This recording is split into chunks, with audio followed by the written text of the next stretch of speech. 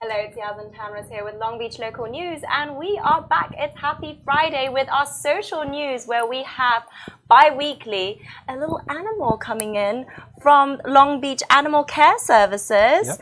And here, who's joining me here today is Michael Fatino, who's the information specialist at the Animal Care Services. And here's a little rowdy one, hey? Yeah.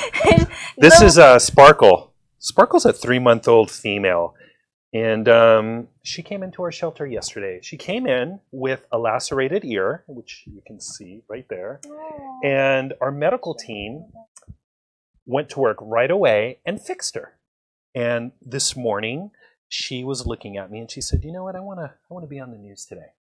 And you can see over here, right? Yeah, she's. So when she came to you yesterday, how did you find her? Like, how did that happen? And what's with the ear? We really don't know how it happened. She's a stray. She came in and her ear was hanging off.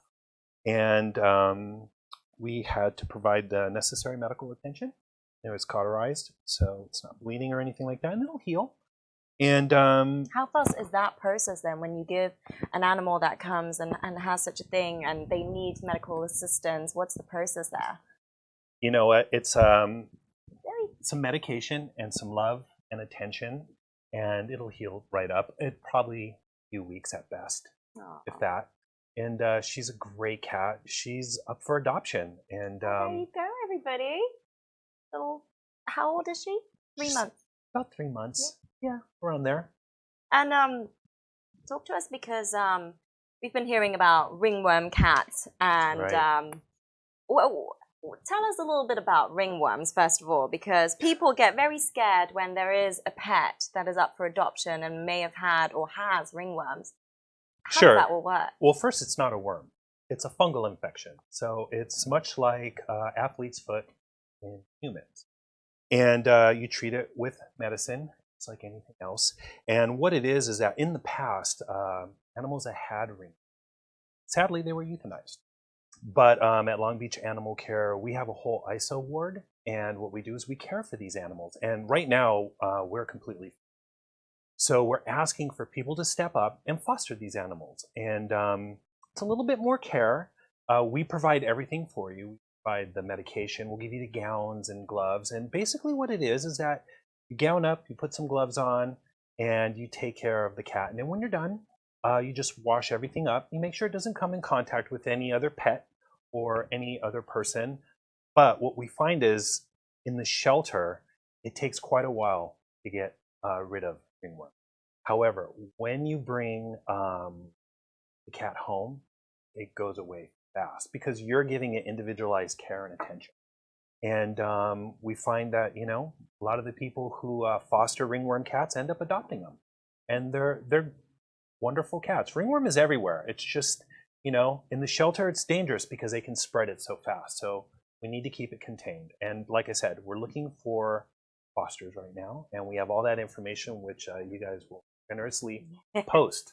Well, just to give a little bit of a brief recap then for those who might consider fostering a ringworm cat, what are some of the provisions that they have to, or the process that they have to go through once they do take on a cat home? First and foremost, you would contact Stacy, who is our shelter director, and we'll see if you're a good candidate for a foster of a ringworm case, and we'll give you all the medication.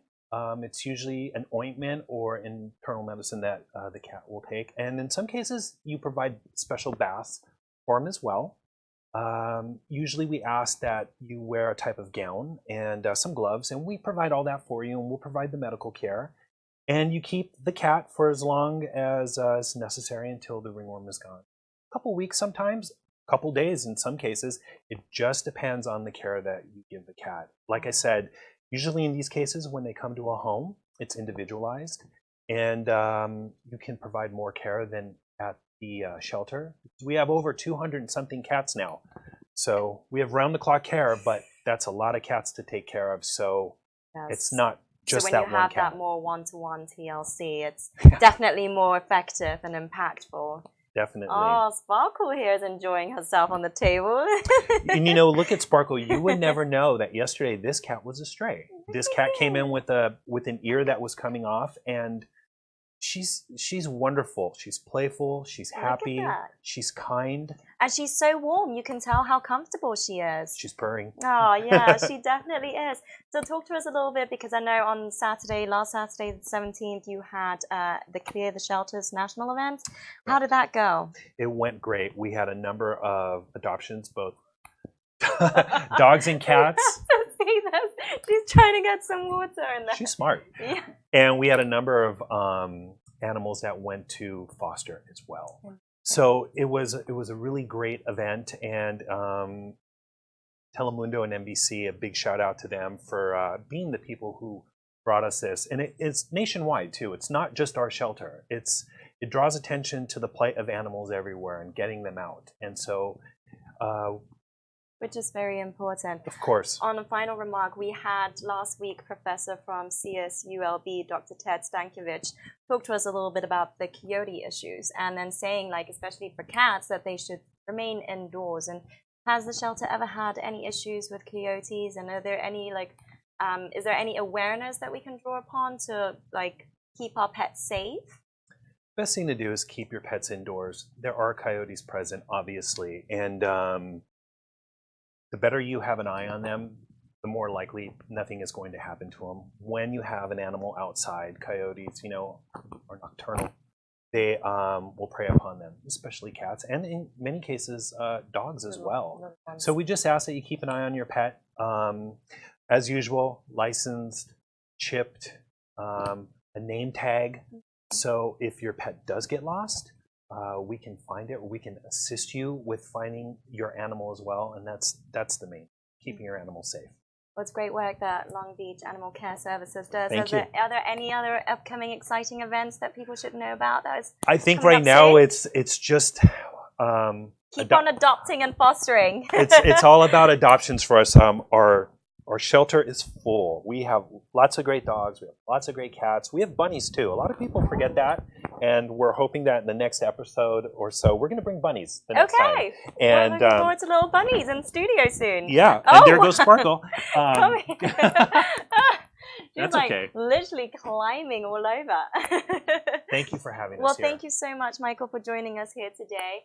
And as you've heard, if you want to become a little bit more aware as to the ringworm cat foster and all the other foster programs that the Long Beach Animal Care Services can provide, you can head on over to our website, longbeachlocalnews.com. And if you'd like to be up to date with any other things that are happening in Long Beach and news, do check out our social media, Long Beach Local News, on Facebook and Instagram. And don't forget to hit those notification buttons so you know when we go live. And how about yourselves? How can people find Long Beach Animal Care Services? Where do they go? Pretty simple: Facebook, Instagram, Twitter. Keyword search if you Long Beach Animal Care will pop up. We're also on the city page as well for YouTube, and we also have a dedicated website as well. Okay. So we're all over the place, and you can always visit us too at our shelter, 7700 East Spring Street. Beautiful shelter. Thank you. Thank you so much, Michael. We'll see you soon. Thank you.